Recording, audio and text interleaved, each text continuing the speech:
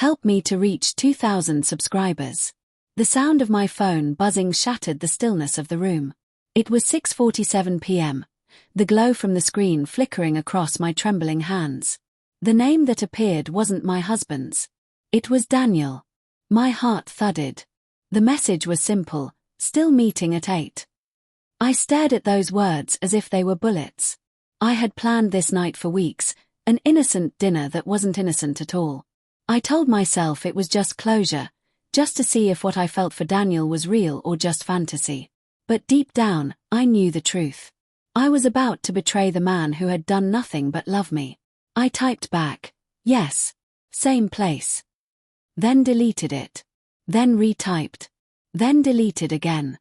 My husband, Ethan, was supposed to be out of town for a conference. He left that morning with his navy blue suitcase, kissed my forehead, and said, "Don't wait up for my calls. I'll be busy." I thought I had time. I thought I had space. I didn't know that by the end of the night, everything would crumble. By 7:30, I stood in front of the mirror, my reflection both familiar and foreign. The black dress I wore hugged my figure too perfectly. My lips were painted the kind of red I never wore for Ethan anymore. My fingers trembled as I adjusted my necklace, the one Ethan gave me on our 5th anniversary. A lump rose in my throat. The house was quiet.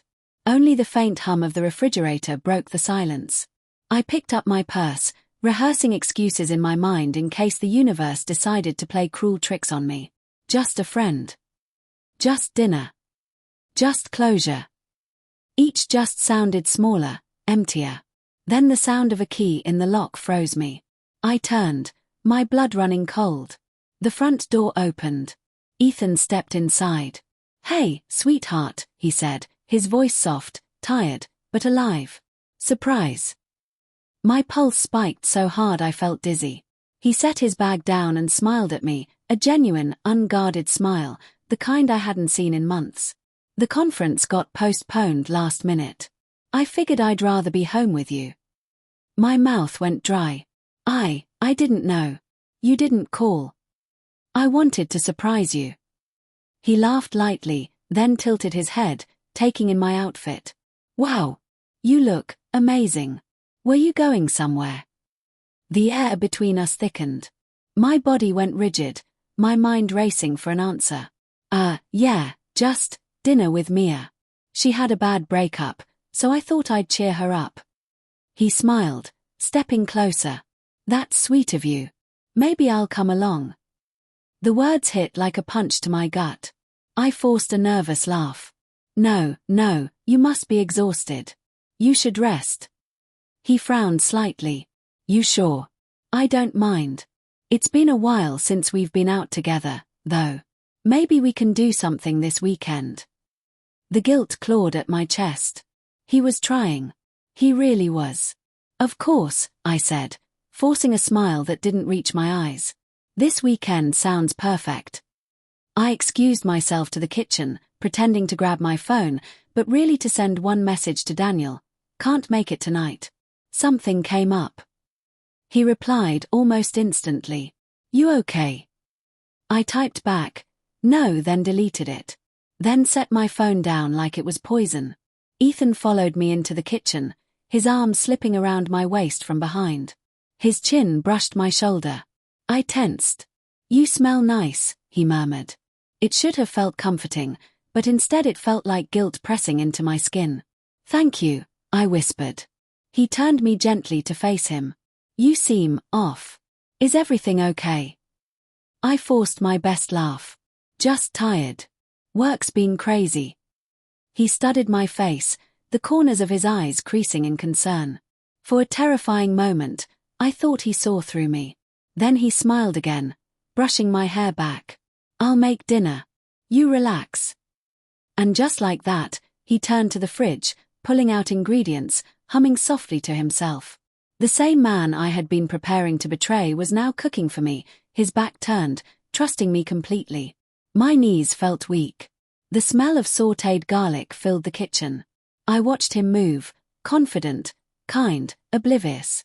Every sound, every clatter of a pan felt like a confession I hadn't yet spoken. When dinner was ready, He set the table with care. Candles. Wine. A quiet moment that should have felt ordinary, but tonight, it felt like judgment.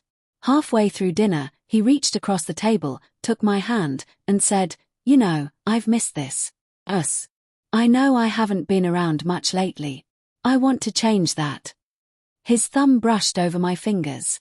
Tears burned behind my eyes. "Ethan," I began, my voice cracking. What if I wasn't who you thought I was?" He looked confused. "What do you mean?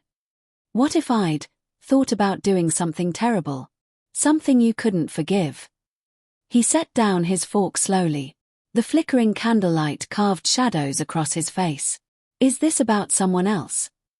The air turned sharp, cold. I swallowed hard. "No. I mean, yes. But it's not what you think. I didn't do anything. I just thought about it." His face went pale. His silence cut deeper than any accusation could. Finally, he spoke, his voice calm but trembling. "Who?" The word dropped like a stone between us. "Daniel," I whispered. "Someone from work. We got close. Too close." He leaned back, his eyes glistening, his chest rising with slow, painful breaths. "Were you going to see him tonight?" The truth hung in my throat like fire. "Yes. But I didn't. You came home. And I." He stood abruptly, pushing his chair back. "So I stopped you?" "No, Ethan. You saved me from making the worst mistake of my life." He turned away, gripping the edge of the counter. His voice broke. "You shouldn't have needed saving." Silence flooded the room, heavy and unbearable. When he finally looked at me again, his eyes were filled with something I couldn't bear: love, pain, and quiet disappointment.